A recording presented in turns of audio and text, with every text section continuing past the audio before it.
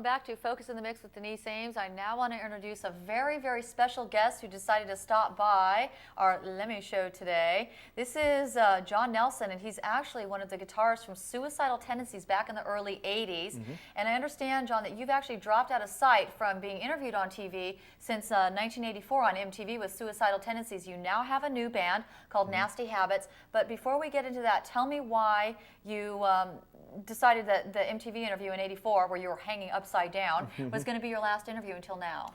Well, it was kind of a process. It was just kind of not understanding how the industry works and getting frustrated. And being a singer and a lead guitarist, I'm having to live with two prima donnas inside of me. And so just playing guitar in Suicidal or some of the other bands I played in, it got frustrating, you know, and trying to understand what all was going on. And I had a knack for just giving up. So I moved to the mountains and just became a mountain man for a few years. But recently I've seen, you know, just kind of a change in the industry, and I feel like I want to bring some freshness to the vibe. Okay. Well, you know what I already like about you is you're honest. You have two prima donnas inside you, not one. Okay, classic. Now, tell the audience a little bit about your background as a musician. I understand you were brought up in Venice Beach. What brought you into music in the first place, quickly? Oh, birth. Really? Huh. Yeah, I started playing music when I was 5 years old, and I studied jazz and classical as a teenager and toured with my cousin's band. I have a very musical family.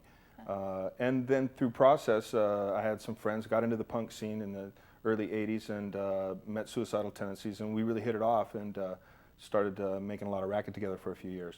Okay, so now we're going to fast forward up to May of 2006, where you started your current band, which is called Nasty Habits, and you are the singer, the guitarist, and of course the founder. Tell us a little bit about Nasty Habits. I understand you've got a new CD out called Skinned Alive. Right. Well, I thought long and hard, you know, over the beginning of '06 about what I wanted to do, what I wanted to say, how to say it, and what the whole image was going to be about. And one of my favorite bands is Band of Gypsies by Jimi Hendrix, and it was only because it was a brand new band, all new material, and all live. And that's what we do. We do all new material, all live. And so most of the album is live, and we have our own mobile unit, so whenever we play, the tape is rolling. Wow.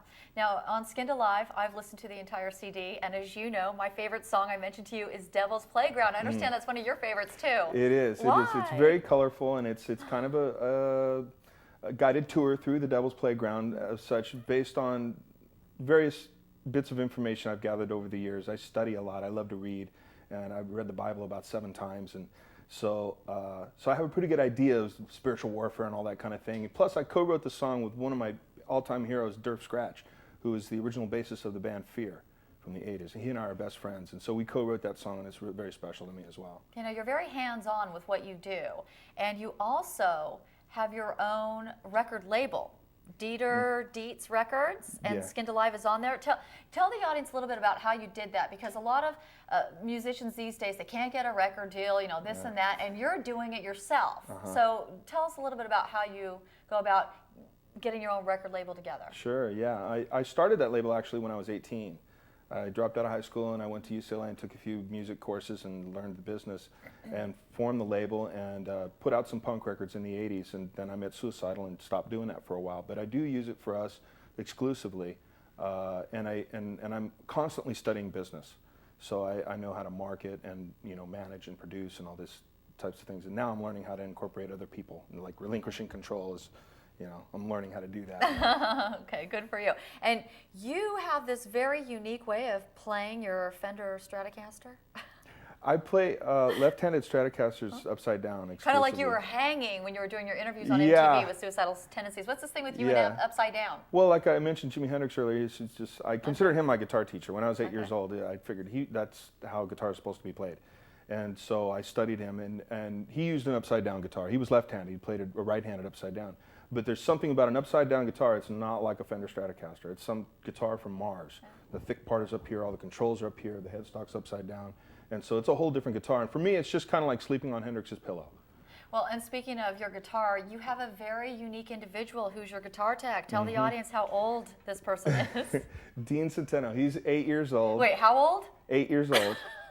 And I was so blessed to have him help be my guitar tech this time, because we recently had an all-ages show. And he does a great job and wants to get into music, and so I'm teaching him about the business first and foremost, because he picks up the riffs. already, you know. So he's a great little guy. Now, you recently had a show, a Nasty Habit show, in November, and there was something special about that show. Yeah, you know, we pick and choose the shows we want to do. Sometimes I use like 3 different agents and just choose a show that really has a good thing to it. And this was a Battle of the Bands, and it was an all-ages show, and it was here in LA. It was close by, and we won first place. What was the venue?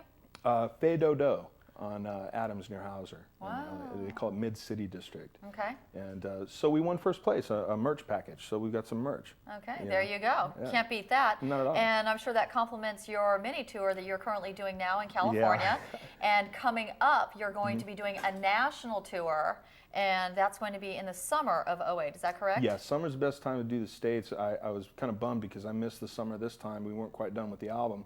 And I thought, well, what am I going to do? And I thought, you know, I could tour California real easy in the winter. You know, so Why not? And it's still warm out here, relatively speaking. Oh, We're not yeah. snowed in. Oh, yeah, I love being home. Loves the art. Yeah.